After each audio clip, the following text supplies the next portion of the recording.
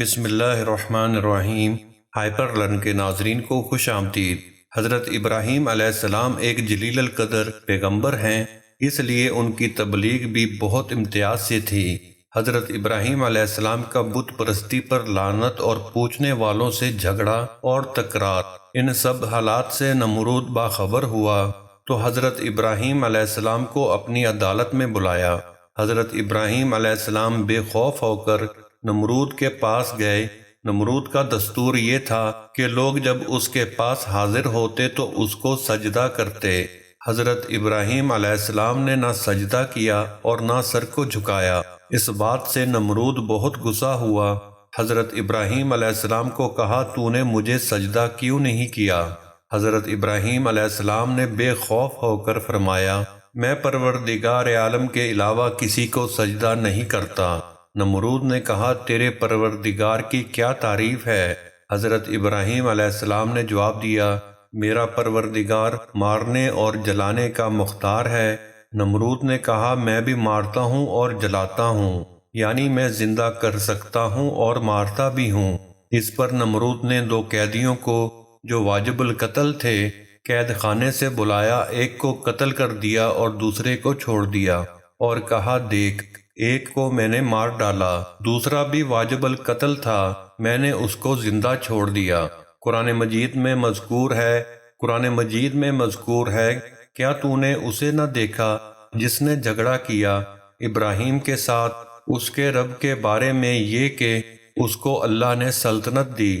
جب ابراہیم نے کہا کہ میرا رب مارتا ہے اور جلاتا ہے، کہا نمرود نے، میں بھی مارتا ہوں اور جلاتا ہوں۔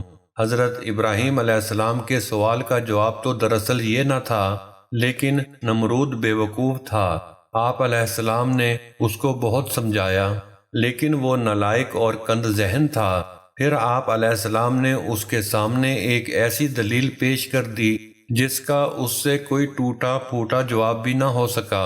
حضرت ابراہیم علیہ السلام نے فرمایا، میرا پروردگار روزانہ سورج کو مشرق سے طلوع کرتا ہے، اگر تیرے اندر طاقت ہے تو سورج کو مغرب سے طلوع کر کے دکھا۔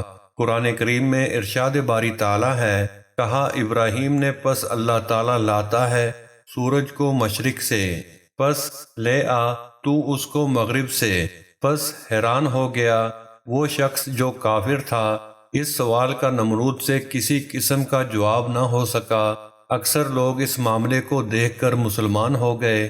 حضرت علی رضی اللہ تعالیٰ عنہ سے روایت ہے کہ ظالم نمرود نے جب حضرت ابراہیم علیہ السلام سے ان کے رب سے متعلق حجت بازی کی اور گفتگو میں ہار گیا تو اس نے کہا کہ اگر ابراہیم علیہ السلام کی بات درست ہے تو میں ضرور آسمان تک پہنچوں گا اور ابراہیم علیہ السلام کے خدا کا پتہ لگاؤں گا۔ پھر نمرود نے گدھ کے 4 چوزے منگوائے اور ان کی تربیت کی یہاں تک کہ وہ جوان ہو گئے۔ پھر ایک تابوت بنوایا جس میں اوپر نیچے دونوں طرف دروازے لگا دیے۔ اس میں نمرود اپنے ایک ساتھی کے ساتھ بیٹھ گیا۔ تابوت کے کناروں پر ڈنڈے لگا کر اس کے ساتھ گوشت کے لوتھڑے لٹکا دیے اور تابوت سے ان گدھوں کے پیروں میں اتنی لمبی رسیاں باندھ دیں کہ وہ گوشت تک نہ پہنچ سکیں، اور ڈنڈے اس طرح لگائے کہ بوقت ضرورت ان کو اوپر نیچے کیا جا سکے۔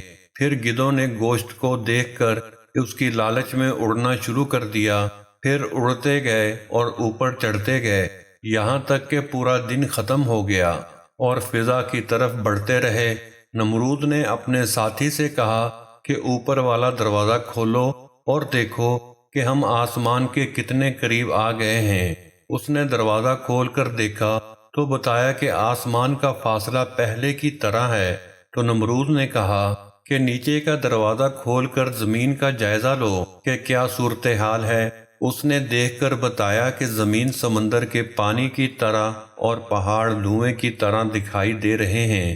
پھر یہ گدھ دوسرے روز بھی سارا دن اڑتے رہے اور بلندی کی طرف بڑھتے رہے، یہاں تک کہ تیز ہوائیں ان کے اڑنے میں رکاوٹ بن گئیں۔